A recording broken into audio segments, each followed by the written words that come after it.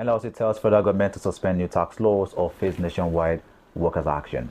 ICPC insists probe of ex-NMDPRA boss continues despite Dangote's withdrawal. Naira records marginal gain against dollar at official market. On the foreign scene, protests erupt in Minneapolis after U.S. immigration officer kills women. And in sports, new Chelsea boss watches as Fulham edge 10-man Blues. Details of these and more will come to you in the bulletin.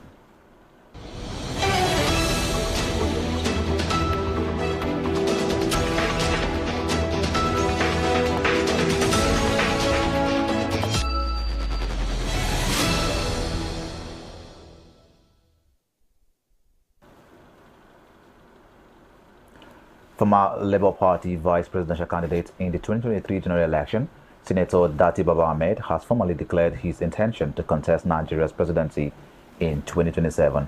Baba Ahmed made the declaration on Wednesday at a rally held at the Labour Party's National Secretariat in Abuja, where he also reaffirmed his loyalty to the party amid recent political realignment.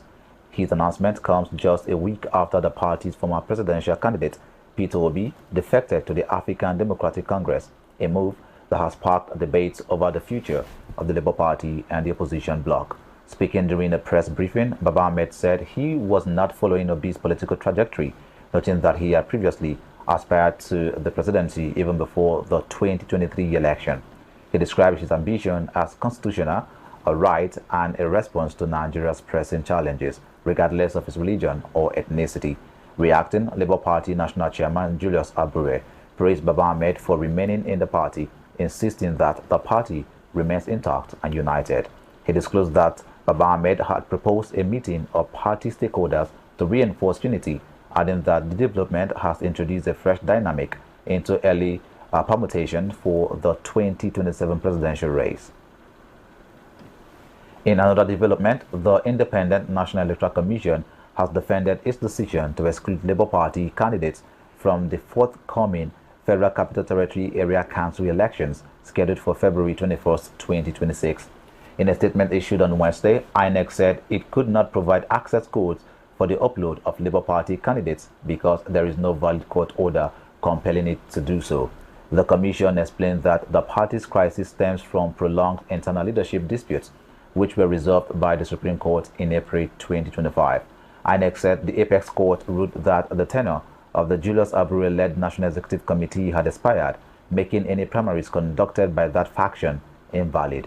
It added that similar attempts by the party to compare inclusion through court actions were dismissed, while an interim order granted by an FCT High Court in December 2025 had lapsed after 7 days without extension. The Commission stressed that there is currently no subsisting court order and that it will not take any action that could undermine the judicial process as the matter remains before the courts. In Imo State, House of Representatives member Ikenga Imo Ugochinyere has defected from the People's Democratic Party to the Action People's Party APP. Addressing supporters in Akokwa, the lawmaker cited prolonged court battles, internal party crises, and irreconcilable differences with the PDP's national leadership as reasons for his decision. According to him, his political journey has been marked by legal disputes, alleged intimidation, and lack of party support, despite surviving multiple court cases up to the Supreme Court. Ugochinyere said his move to APP represents a fresh start to build a political structure that rewards hard work, while also warning political actors to stop undermining democratic institutions. Meanwhile, organized labor has again warned the federal government to suspend the implementation of the new tax laws or face a nationwide showdown with workers. Speaking in Abuja, Nigeria, Labour Congress President Joe Ajaero said workers were deliberately excluded from the tax reform process despite being the country's major taxpayers. He described the laws as regressive, arguing they place heavier financial burdens on low-income earners and those already struggling under economic hardship. Meanwhile, Ajaero cautioned that taxing the national minimum wage is neither fair nor progressive, warning that continuing implementation without review could undermine public trust and democratic governance. He urged the government to pause, rethink, and engage labor unions meaningfully, while also calling for urgent attention to workers' wages ahead of the next minimum wage negotiations. The Independent Corrupt Practices and Other Related Offences Commission, ICPC, says investigations to the former NNDPRA Managing Director, Ahmed Farouk, will continue despite Aliko Dangote withdrawing his petition. The anti-graft agency confirmed receipt of a formal notice of withdrawal, but insisted the probe remains active under a statutory mandate to promote transparency and accountability. Earlier, Dangote had accused Farouk of corruption and financial impropriety, alleging he spent over $7 million on his children's education abroad without lawful income. However, Farouk has denied the allegations, describing them as wild and spurious. Even as ICPC maintains that investigations already commenced, we proceed in the interest of the Nigerian state. The court has ordered the interim forfeiture of 57 properties allegedly linked to Malami over the suspected proceeds of unlawful activities. Justice Emeka Wite granted the order following an ex parte application filed by the Economic and Financial Crimes Commission, EFCC. The property said to be worth several billions of naira are located across Abuja, Kebbi, Kano, and Kaduna states. The court also directed that the forfeiture order be published in a national daily to allow interested parties 14 days to show cause why the assets should not be permanently forfeited. According to the EFCC, Malami, his wife, and son are facing charges bordering on alleged money laundering amounting to 8.7 billion naira. The anti-graft agency accused them of acquiring multiple high-value properties and concealing the origin of funds through bank accounts and corporate entities between 2015 and 2025, a period covering Malami's tenure as Attorney General under the Buhari administration. The court has adjourned the matter for a report on compliance as investigations and legal proceedings continue. The Anambra State Police Command has rescued 33 underage girls and arrested a woman over suspected child trafficking in Aguleri, Anambra East local government area. Police say the operation followed a distress report from relatives of missing teenagers allegedly abducted from Ebonyi State and later traced to a building along Emma Pigeon Road. Acting on the tip-off, operatives stormed the location, arrested a 37-year-old suspect, and rescued the victims, now placed in protective custody. Meanwhile, police say investigations are ongoing to arrest the property owner, believed to be at large, as the command reassures the public of its commitment to protecting vulnerable children. Gunmen suspected to be bandits have attacked the National Park Service office in Oloka, Orire local government area of Oyo State, killing about 5 personnel. The attack reportedly occurred on Tuesday, sparking security concerns in the area. Details surrounding the incident remain sketchy as investigations continue. Confirming the attack, the Oyo State Police Public Relations Officer Olayinka Ayanlade said security agencies have been mobilized to the location. He disclosed that the Commissioner of Police and other service chiefs were en route to the area, while tactical teams, mobile police force operatives, and explosive experts have been deployed to prevent further breakdown of law and order. The Director General of the National Youth Service Corps, Brigadier General Olakunle Nafiu, says the deployment of corps members must be guided strictly by prevailing security conditions and government policies. He made the statement in Abuja while addressing participants at the 2026 Batch A pre-mobilization workshop, stressing that the safety, welfare, and dignity of corps members are non-negotiable. Nafiu said any mobilization process that compromises these values undermines the essence of national service. He also identified persistent challenges in the mobilization process, including data discrepancies, violations by some institutions, weak verification systems, and internal operational gaps within the scheme. The NYSC boss assured that management is committed to stricter adherence to guidelines, improved coordination, enhanced use of technology, and greater professionalism. He urged stakeholders to see the workshop as an opportunity for reforms, noting that the credibility of the NYSC depends on the integrity of its mobilization process. You are still watching the news on Rapid Television. We'll bring you more stories after this break. Just stay with us.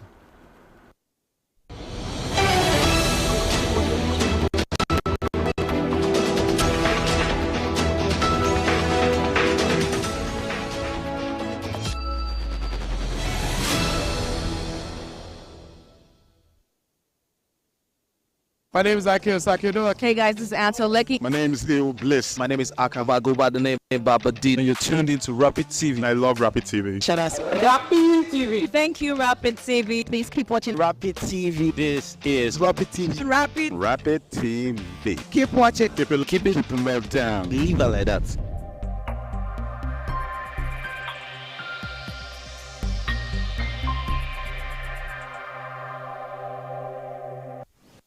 From the heart of Africa, where dreams are born and passion is boundless, a new wave of talent rises. In La Liga, these extraordinary athletes are not just playing the game, they're transforming it.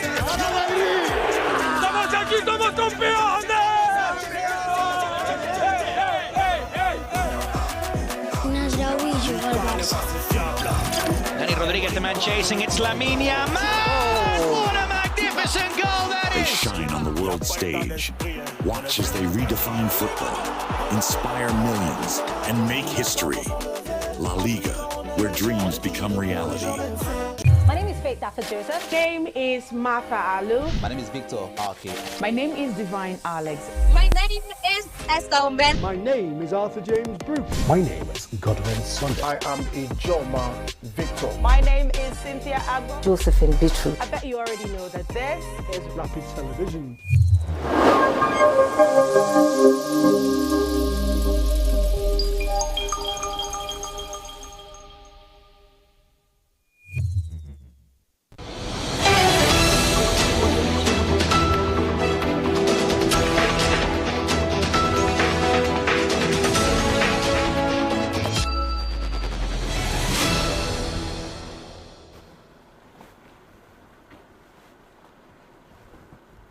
Welcome back. You're still watching the news on Rapid Television. Moving on now to other stories.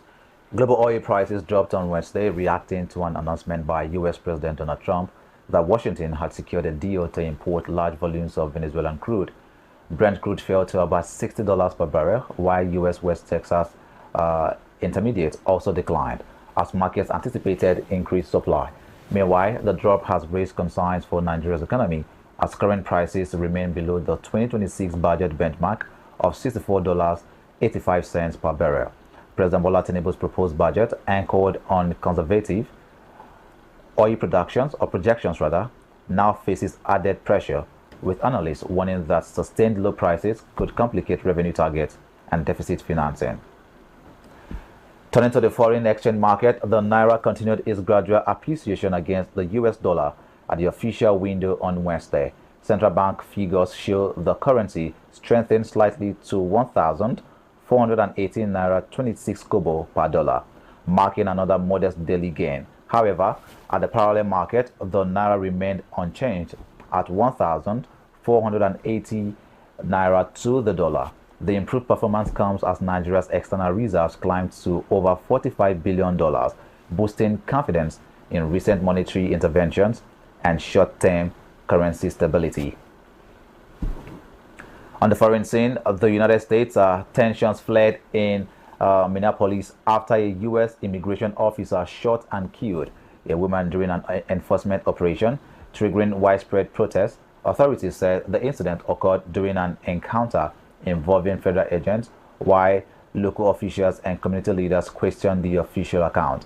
In response, thousands of protesters took to the streets, calling for accountability and demanding limits on immigration enforcement activities. Minnesota's governor has promised a full investigation as the incident intensifies national debates over immigration policy, law enforcement conduct, and federal-state relations. In another development, the United States has announced new travel restrictions requiring Nigerians and citizens of several other countries to post visa bonds of up to $15,000 for B1 and B2 visas. The U.S. State Department says the bond does not guarantee visa approval and will only be refunded if travel rules are strictly followed. Nigeria is among 38 affected countries, mostly in Africa, with the policy taking effect from January 21st, 2026. U.S. authorities cite visa overstays and security concerns as reasons, noting the move follows earlier partial travel restrictions placed on Nigeria and other nations. Finally, the United States has suspended food assistance to Somalia after allegations that donor-funded aid was diverted by officials. U.S. officials say reports indicate large quantities of food meant for vulnerable citizens were unlawfully seized, prompting an immediate pause in assistance programs. The decision deepens diplomatic tensions as Somalia remains heavily dependent on humanitarian aid amid conflict and poverty. Washington says future support will depend on accountability measures, while the move also comes against the backdrop of wider geopolitical strains involving Somalia, the United States, and the regional allies. Now to sports, where concerns over Super Eagles bonuses is laid to rest as the chairman of the National Sports Commission, Shehu Diko, confirmed that all players and officials' entitlements for AFCON 2025 have been approved. His reassurance followed reports of possible player protests ahead of Nigeria's crucial clash with Algeria. Diko said President Bola Tinubu approved the full tournament budget as far back as November 2025, aligning the NSC, the NFF, and the players. He explained that while approval and processing are separate stages, funds are already being released, with daily allowances settled and match bonuses are currently being processed. According to him, agreements were reached with team leaders before the tournament, and players are fully aware of their incentives. The Super Eagles, unbeaten so far with 12 goals, face Algeria on Saturday in Marrakech, and as preparations continue smoothly. In women's football, the Confederation of African Football (CAF) has announced that the final draw for the 2026 Women's African Cup of Nations will take place in Rabat, Morocco, on January 15th. CAF says the ceremony will be held at 2 p.m. local time and will also feature the announcement of key women's football awards, including Coach of the Year. Significantly, the 2026 edition will be historic, with an expanded 16-team format for the first time. Qualified teams include host Morocco, Nigeria, South Africa, Ghana, Senegal, Zambia, and others. CAF also confirmed voting has reopened for Outstanding Women's Awards following delays caused by the ongoing Women's Champions League. Turning to the English Premier League, Chelsea's new manager, Rossoneri, watched from the stands as the Blues lost to Fulham at Craven Cottage. Still under interim control, Chelsea were reduced to 10 men after Mark Cucurella was sent off, and despite Liam Delap cancelling out Raul's opener, Harry Wilson scored the winner for Fulham. Elsewhere, Bournemouth stunned Tottenham 3-2 with a stoppage time strike. Brentford climbed to 5th after a 3-0 win over Sunderland, while Everton held Wolves despite finishing with 9 men. Manchester United drew 2-2 at Burnley. Newcastle edged Leeds in a dramatic 4-3 win as tributes poured in for former manager Kevin Keegan following news of his cancer diagnosis. Now to end the news, here is a recap. NLC tells federal government to suspend new tax laws or face nationwide workers' action. ICPC insists probe of ex-NNDPRA boards continues despite Dangote's withdrawal. Naira records marginal gain against dollar at official market. On the foreign scene, protests erupt in Minneapolis after U.S. immigration officer kills woman. And in sports, new Chelsea boss watches as Fulham edge 10-man Blues. And that's the news. Thank you for watching. I am Victor Arke.